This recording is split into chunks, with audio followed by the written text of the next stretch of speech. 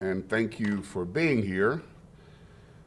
The City of West Palm Beach continues to work with the Florida Department of Health and the Department of Environmental Protection with the hope that we will be able to soon lift the water advisory for vulnerable populations, which was first issued by the city on May 28th.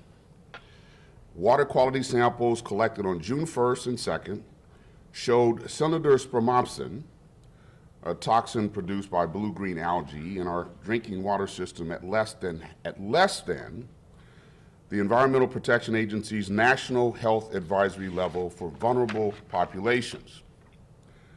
Now, this is very, very promising news for our city and our water customers, but I have to caution, we are not officially out of the woods just yet. However, we are one step closer toward lifting the advisory, and that is very encouraging. Currently, the city is working with the appropriate regulatory agencies, Department of Health, Department of Environmental Protection, and we will lift the advisory once we receive the green light from them. Now, when we went into this week, we were told that we needed to produce 2 consecutive days of clean water, in effect, water being with the toxins below a certain level.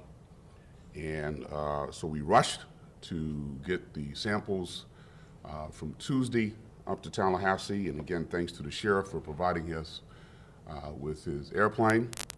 We rushed to get a sample from Wednesday up to Tallahassee.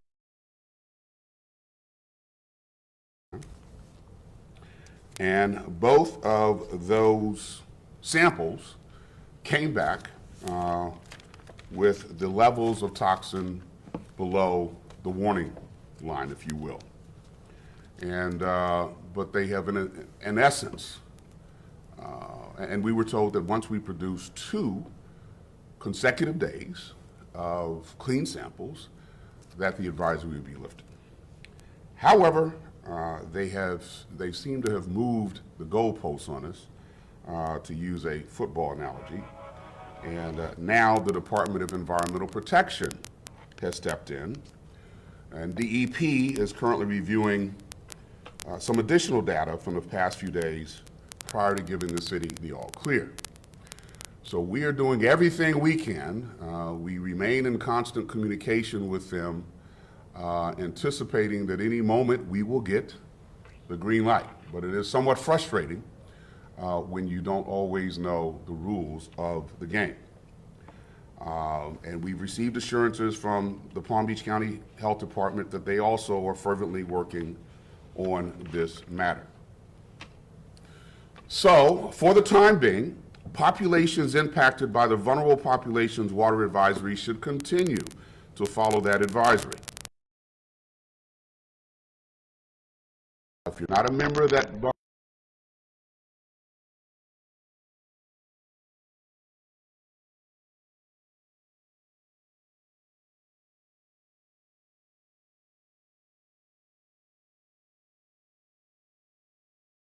distributions, if they are needed, tomorrow. As of yesterday, we had distributed 280,000 bottles of water in 5 days of operation. Now, let me share with you how the city has responded to reduce the levels of blue-green algae and the cylinder spermopsin toxin. We took a number of steps, including isolating and treating the bloom in the western portion of the M Canal, initiating operation of the emergency well fields to provide an algae-free source of water. We closed the Australian Avenue gates and operating the Australian Avenue pump station. And we discontinued operation of the Australian Avenue pump station. We added additional powdered activated carbon, or PAC. We increased post-chlorine dosage, and we switched to free chlorine within the treatment and distribution systems. And the combination of all of those efforts has led to tests which are coming back in the normal range. And I believe that these tactics are why our test results are showing that the toxin in our drinking water system is at less than the EPA's National Health Advisory level for vulnerable populations. Again, we're encouraged. However, we are somewhat frustrated because we don't quite know when the end will be. But as soon as we are approved to lift the advisory, we will do so. And I have to reiterate, I believe and know that our Public Utilities Department responded appropriately in this matter based upon all applicable EPA guidelines. And I believe we distributed to the various news outlets as background information copies of those guidelines, which specifically call for confirmatory testing. Now, to our valued water customers, please know this. Please, please, hear my heart on this. We thank you for your patience over these past several days, and we're so sorry for the inconvenience. I know this has been a tough time for so many people, particularly those in the vulnerable populations. I did personally call the mayors of the town of Palm Beach and the town of South Palm Beach and apologize to them, A, for failing to personally notify them last Friday and give them a heads up as to the advisory, and also that they find themselves in this situation. But to our water customers, each and every day we are working hard to protect you and our residents' safety and well-being by providing safe, clean water. We understand the importance of clean, safe, and reliable drinking water to you, your family, your pet, your business. So where do we go from here? Even prior to getting the advisory, I made the decision to convene a panel of experts that will come in and review the city's practices, particularly when it comes to algal bloom related toxins. I just want to make sure that with a fresh set of eyes, that the city is doing everything that we can, that we've incorporated all the best practices, and we look forward to receiving the recommendations from that panel. And certainly, as important, we are continuing to work with our partners at the Department of Environmental Protection and Department of Health to get this advisory lifted. This is a matter of utmost priority. And as soon as it is lifted, we will share that information with you via news media, TV 18, social media, etc. As mayor, I will do everything it takes to protect our water supply from potential threats, whether by human activity or climate change. Additionally, the City of West Palm Beach has agreed to partner with state agencies and share our experiences with this toxin to help them develop guidelines for surface water plants throughout the state of Florida. Because we were the first surface water plant in the state to ever experience this, we are now in a position to assist these agencies working to protect not only West Palm Beach's water, but all of Florida municipalities' water. Before I close, I do want to take a point of personal privilege, if you don't mind. I need to clarify some inaccurate and damaging information that has recently been published. And what I consider the largest dereliction of journalistic duty, certainly in all my years of public life.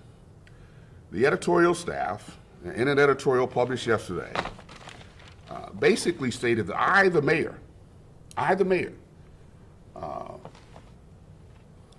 decided to withhold from the public my knowledge of the water supply's contamination for more than 10 days. That, my friends, is nothing less than a bold-faced lie. What is even more upsetting is that the author of this editorial had never asked me or any of my staff to explain what the mayor knew and when the mayor knew it. We never got that question. So how he is saying that me personally knew for 10 days and withheld this information from the public, to me, boggles my mind, and it is nothing other than a lie. And I will tell you, you didn't ask the question, but had he asked me, I would tell him I learned of this incident on Friday, May 28th, the same day we issued the advisory, in an email sent to me by the Director of Public Utilities at 11:34 a.m. And we have copies of that email available for you to take with you. That's when I first learned of this. You can ask Dr. Poonam. And we immediately went into emergency mode to try to get the word out to the public. Now, as I've said before, we had to get the official blessing of the Department of Health. But Dr. Poonam would tell you that I probably bugged her more than she wanted to hear from me that Friday, because I kept saying, where is it? Where is the language? Where's it? We need it. I knew the urgency of this matter, and I wanted to get it out to the public. So, again, for this writer, and I believe the writer of the editorial was Tony Doris, who, again, never contacted me or my staff to even ask me when I became aware of the problem. It's a very simple question. Mayor, when did you know? What did you know, and when did you know it? What's even more troubling is that when we brought this to the attention of the editor of the Post, my communications department provided them with a copy of the same email we're going to give you now, confirming that I was first notified on Friday, May 28th, state stamped, when we showed them the receipts, if you will. They still have online, almost 24 hours later after receiving that information, the inaccurate, libelous, slanderous editorial. Now listen, the public and the press are right to hold the city accountable and demand transparency. I understand that. I've been in public office for 12 years. Public forums and a free press are necessary to sustain a democratic republic. But it is wrong. It is wrong that a journalist would lie to the public during a time of crisis. Why he would lie, I don't know. You'll need to raise that with him. All I can say is that he's entitled to his opinion, but he's not entitled to his facts. The facts, ladies and gentlemen, are very, very clear. The mayor of the city of West Palm Beach first became aware of this situation involving our water on Friday, May 28th at 11:34 a.m. pursuant to an email. So to suggest that I intentionally withheld information, that I was hiding information from the public, that I took away the public's chance to protect themselves, it is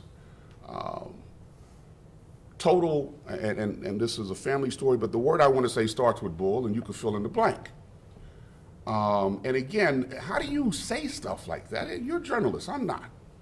But I was a lawyer for many years. And you generally don't say something or make accusations like that unless you have data to back it up. I challenge Mr. Doris, anybody else at the Post, to show me the data they have that says for 10 days, I knew this information and withheld it from the public. I challenge them to do that. You know, that's all I'm gonna say on that. He is not entitled to his, and the Post is not entitled to their own version of the facts.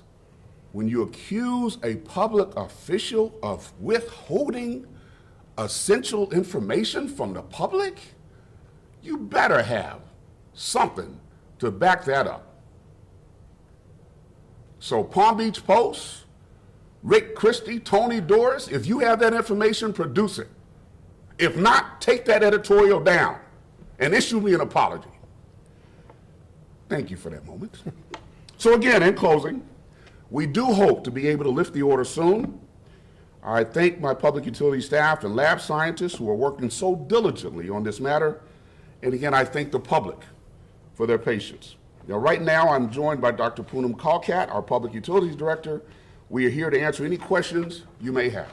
Mayor, one question. Dave Bowman, I'm with WPTV. Yes, sir. News Channel 5. What do you say to the people in that vulnerable population who know that there was a negative test that was brought to the city's attention on May 19th, but they were not notified until 9 days later, and they believe that they were placed in danger by not being warned of water that they drank over a 9-day period that appears to have been contaminated? And that's a fair question, and Dr. Kalkat, you can help elaborate upon this. But as I understand the protocols that they were operating under at the time, and again, I believe we gave you all copies of those protocols, it did call for, and this is for unregulated toxins, ladies and gentlemen. This is not for toxins that is on the most wanted list, or the top 10, the most dangerous toxins. The protocol for unregulated toxins is to do follow-up confirmatory tests, plural, not one. And I think in this case we did 3 because we have been testing for this since 2016. It had never come up, and so we didn't know if this was an anomaly. And indeed, the protocols that we were following required us to do confirmatory tests. So we were not, you don't want to overreact to a false positive, if you will, but we were simply complying with the protocol. Dr. But let me just remind you, Yeah. there are people that really believe they were placed in danger because they have a negative test. And they weren't told, they weren't told till 8 days later, they weren't told, be careful, don't drink the water. And people who may be at risk if they drank it. Well, listen, again, for unregulated toxins, which I believe are treated differently than those which are regulated, probably because they have less of an effect on human life and welfare, there are protocols that are there. And so while there was no intent, obviously, to harm anyone, but we have people who are professionals who are governed by protocols. And these are the professionals. They were doing their job as best they knew their job to be. And I've read the protocols, and they are exactly what you say they are. Do these protocols need to change, perhaps, because of this? Because there were people that really feel they were exposed to risk. Well, and to those people, I say, I'm sorry that you feel that way. The city certainly did not wish to put anyone in harm's way, but the city did want to do its job in accordance with the protocols under which they were operating. They're folks who are in a water plant. They are just doing their job, and the job, the appropriate reaction for that particular situation called for running additional tests. Dr. Kalkat, I don't know if you want to expand upon that. Yeah, thank you so much. I understand the concerns. I understand how people might feel that we should have done this or we could have done this. I understand those. The problem is with drinking water, you have to follow what are the guidelines that have been given for regulated compounds as well as unregulated compounds. Without confirmation, if you put something out and you go through a advisory, you've seen what it takes to get through an advisory. So that can cause undue panic sometimes for things that may not be necessarily a problem. So we have to confirm results. This EPA guidance actually gives a 10-day advisory. So basically you have 10 days to advise the public, which means even at those concentrations with the vulnerable population, that those 10 days is what EPA guidelines is saying is okay for you to put a public notification out. So for us to get those results back, get that information, confirm that, we had to go through the Department of Health. Once we got the confirmation, we had to go through city administration so that they were aware of it and the mayor was aware of it. And that's when we started talking to Department of Health. They started reaching out to Department of Environmental Protection. It's possible because of this one incident that the state will come up with guidelines that may be different.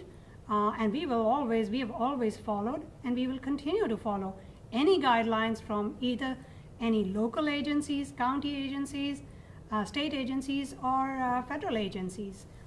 So we are going to continue doing that. And there was no intention of putting anybody in any harm.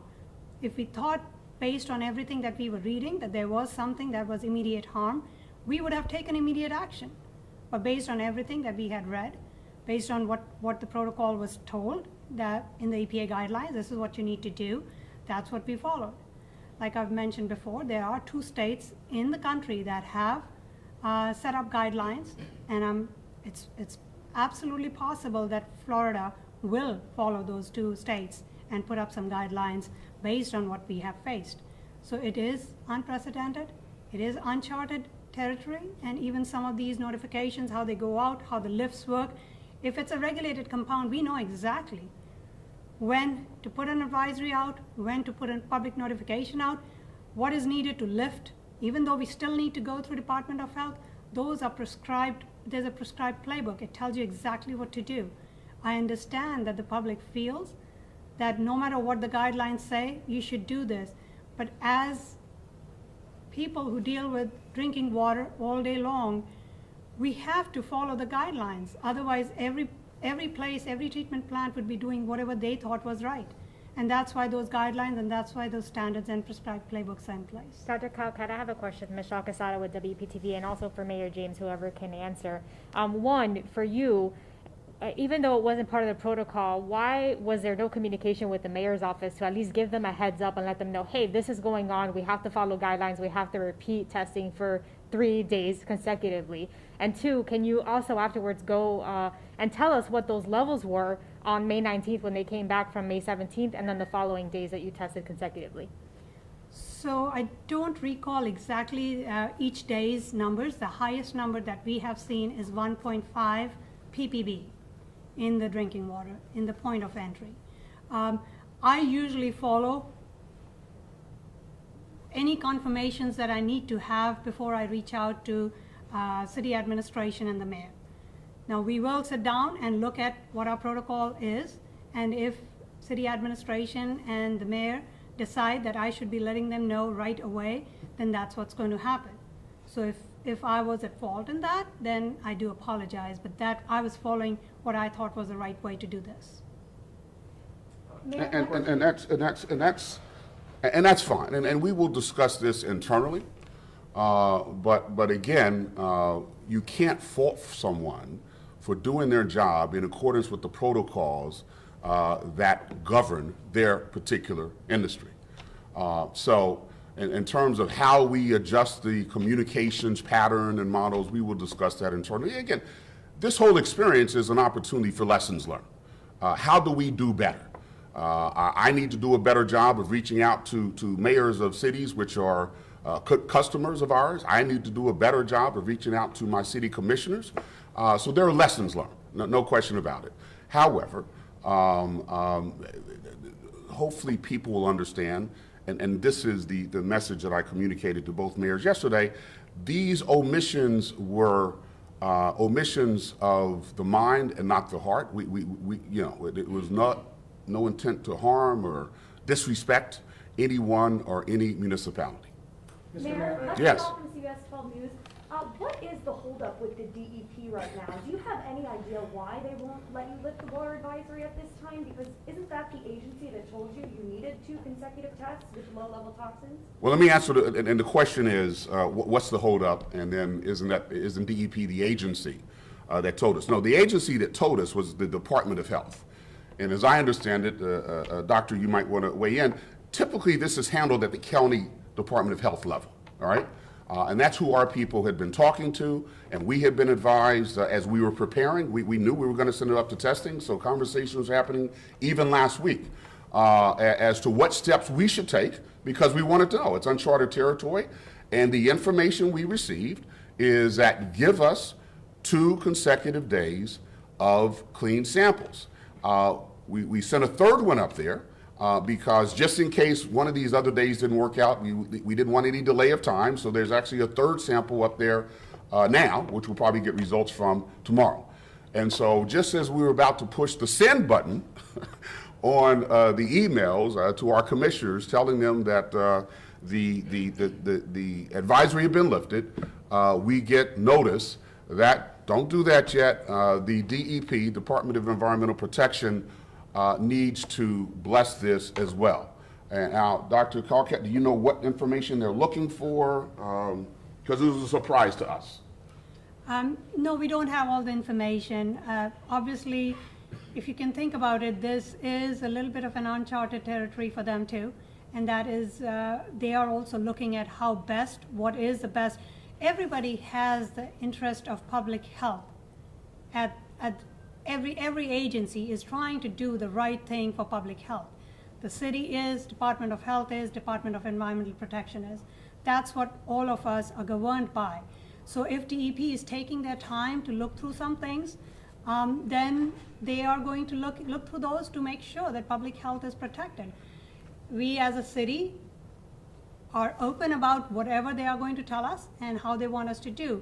What kind of frequency of sampling afterwards we need to do, what kind of monitoring program we need to put in place, will be all things that they will be letting us know, and we'll be discussing in the next few weeks and figuring out how best to go about it. And based on, like I've said, they're probably writing a playbook and guidelines for any other either surface water treatment plant or for any groundwater treatment plants that may be keeping reservoirs of water for storage that could get any algal blooms. So this is a problem statewide. Algae has been a problem. It has been going more and more, and it is something that everybody has to be looking at more carefully and working with us. So we welcome all the opportunity that we will have to work with Department of Health as well as Department of Environmental Protection. Mr. Mayor, did DEP give you any indication about how long their review will take? I mean, already you were just about to lift that, and now we're in this never land where we don't know when they will be finished so that you could issue a lifting of the advisory. Unfortunately, I don't have that information yet. We're continuing to stay in touch with our contacts. We're even reaching out to the governor's office to see if we can get any insight there. We've got state lobbyists up in Tallahassee burning up the phones. Obviously, we want to get this behind us as soon as possible. And I thought when we set up this press conference, I thought for sure I would be bringing great news to our city. And as we were finalizing, putting the final touches on the comments, the word came out that we need to hold off and pump the brakes. But don't ignore the fact that we do have 2 consecutive days of clean tests. So that hopefully will begin restoring people's confidence that our water is getting back to where it should be. I got to be careful what I say because we don't have an official, we haven't lifted the advisory. So I, still comply with the advisory, but I am optimistic based upon the tests that our system is where it should be and getting even better. Mayor, just curious, have you been drinking the water since Friday when you learned about it? Excuse me? Have you been drinking the water since Friday when you Absolutely. learned I've been drinking tap water since. I'm not in the vulnerable group, so I comply with the terms. And yes, drinking tap water. I probably made a mistake because I got a 170-pound German Shepherd. I've been giving him tap water as well. And I know I'm not supposed to do it with pets. Don't tell anybody that. But he seems to be doing fine. Mr. Mayor, we're hearing from people in that vulnerable group who said that they were not aware of the advisory. Could there be a better effort to get messaging out to them? We will certainly look at that. We've used social media. We've used reverse 911. We're before you, just about every other day. With email blasts.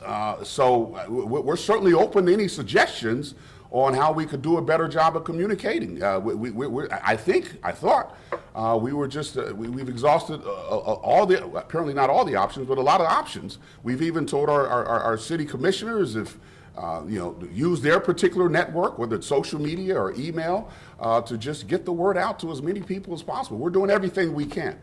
Mayor, if you were told on May 19th the results of the tests, what would you have done? That's speculation, right? I mean, that's I don't know. I mean, I would be sitting down with the doctor, and I don't know, because at the same time, she probably would have showed me the protocols, which said we're supposed to do some confirming testing. So I don't want to get into hypotheticals, all right?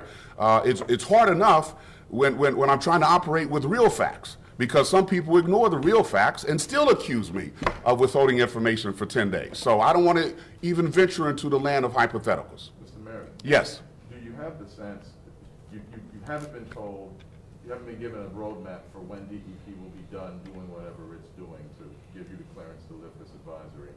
Do you have the sense that there are delays that are politically driven that are set up to make you look bad? You know, I'm not going to go down that rabbit trail. I am going to be optimistic and feel that everyone who has touched this issue, whether it's at the county level or the state level, has the purest of motives. Is that naive on my part? Perhaps, but it helps me sleep at night, okay? So I am optimistic that we will get past this point sooner rather than later. We will get that advisory lifted. I hold that optimism, particularly in light of the fact that we have 2 clean tests. We'll probably have a 3rd one when the results come back tomorrow. You can't argue with data. So I'm optimistic, but I'm not going to take a pessimistic approach to this. I wanted to ask the doctor about the clean test. You mentioned, the mayor's mentioned that we've had 2 samples come back below the threshold of danger. Can you tell us what that number is? Right now, the results that I've looked at from 1st of June and 2nd of June in the distribution system, as well as point of entry to the distribution system, have been below detection limits. What's the number? I mean, I think the number, the limit was what, 0.7? 0.7 is the EPA Right. guidelines. So where is it now? Now, below detection limit is whatever they cannot detect below. At this point, So there isn't a number the that, lab will give you a less than 0.1 I see. ppb So there because isn't a number then. they It's can't just- it's just because it's below. below what they can detect. Okay. It could be 0, but you can't say 0 because 0 is nothing, right? Dr. Palcat, Okay. has there been any communication with the state health department about trying to expedite these types of sample tests just because of the situation that we're in? I know that there was some waiting period you all had to go through after the 19th to be able to test the 3 consecutive days. If you could walk us through that, what the protocol was to wait those days. We are looking at, and not just, we are looking at whether our own lab can do any of these toxin analysis in the future. We don't know. We haven't really looked at it completely. We have started that process already. We are also looking at there are some test kits that may not be absolute and quantitative, but will give you a good indication. So we have already started looking into purchasing some of those to help us as we go forward. We will talk to the DEP lab and see whether they have any suggestions for any other labs that do it. But like I said, if we can do it ourselves, that would be the best place in our opinion, and we are working towards that. And just looking to into that. confirm, And Mayor, if I may just interject, those are the kinds of questions we want this panel of experts to come in and give us advice on as to how we might do a better job with testing and, you know, any suggestions they may have. I'm sorry. Did you have a- oh no, go ahead. I was just gonna say, you know, so to confirm, you basically had to wait until the health department. You couldn't issue any advisory or at least any heads up on the 27th when you got the results back until the health department approved to issue an advisory. Because a lot of people have been asking, well, if anybody Googles I can't even say the word now, the toxin, on the EPA's website, you can see who the vulnerable groups are just by knowing what it is. So can you speak about that a little bit? Yes, with any drinking water advisories or public notifications, they need to be approved by whichever agency regulates that treatment plant. So in our case, it is the county's health department that regulates our treatment plant. And so any public notification that goes out, even the routine ones that go out, need to have gone through a Department of Health. Now those routine, any kind of notifications, usually they've already looked at the language, the language is already in place, and we are just keeping them informed if any notification goes out. And if it's anything outside the ordinary that might go out, then again, we have to make sure that they're okay. And the reasons for that is that treatment plants or municipalities cannot decide on the language on their own. So people don't come up with whatever way to say what they want to say. It has to meet the standards. And in this case, they were also looking at DEP to help them give the human health advisory, because this was different than anything that we've done before. Since this particular issue seems kind of unique to the surface water, might the city consider using a different source for drinking water in the future, like an underground aquifer? So and the mayor said this, that he's going to convene a panel, so we are going to look at everything. This is something that we have been looking at. The city has wells in place. So we have two well fields, eastern well field and a western well field, and those are groundwater sources. The way our water use permit is written right now, which was issued in 2013 by South Florida Water Management District, it is based, we cannot use those wells until we hit a certain level on Clear Lake. So our Clear Lake has to come down to a certain level for us to start eastern well field, and then go down even more, much more than it is right now, to even start our western well field. And so those are more, in their opinion, drought protection well fields. And so that's one of the things that we have been working with them over the past couple of years. And every year, when we come into the dry season's ending, the rainy season hasn't started, and we get into this low water or water shortage kind of time period, and also we start seeing algal blooms from Lake Okeechobee and L8 Canal, which becomes our source water during the dry season. We have to go and ask South Florida, can we start using our wells? And this is one of the reasons why we do that, because we know water quality wise that might start becoming an issue. So like the mayor said, we are going to have that panel. We are going to bring experts in and look at everything. What do we need to do with our water use permit? Can we start these well fields earlier, sooner rather than later in the season? And all of those things together, and any other suggestions of what can be done and what needs to be brought. There are ideas that we already have, we've been working on, and then I'm sure the panel will come up with more ideas or recommend some of the things that we have been thinking about and talking about as to what to do. Mayor James, what do you tell families who their kids may have gotten a little sick in the last couple of days, vomiting, that kind of thing, who are obviously, this is at the back of their mind, is it linked, is it not linked, they don't know. What do you tell these families that, now are wondering, are there any, exposure issues, acute exposure issues from this? Well, they should see the family physician and certainly get the kids checked out as much as possible. And listen, if someone can confirm that they got sick as a result of some of these actions, I'm sure that they will find lawyers who are willing to bring that situation to the city and pursue legal action. But again, I'm a parent of 2 children, so I can understand when a kid is sick and you don't know what's causing it, or you have a suspicion, and you're mad, you're angry at who you think or which agency you think might have caused it. I get that. But certainly get the kid to a doctor and try to get as much information as possible. Are you getting reports of people saying that they are sick, or people calling into the city? I've checked with the Department of Health, and I've not gotten a response from the Department of Health as to whether or not they're tracking calls and instances of people being sick. Is anyone with the city kind of manning that, making sure that we know how many people are saying they're getting sick?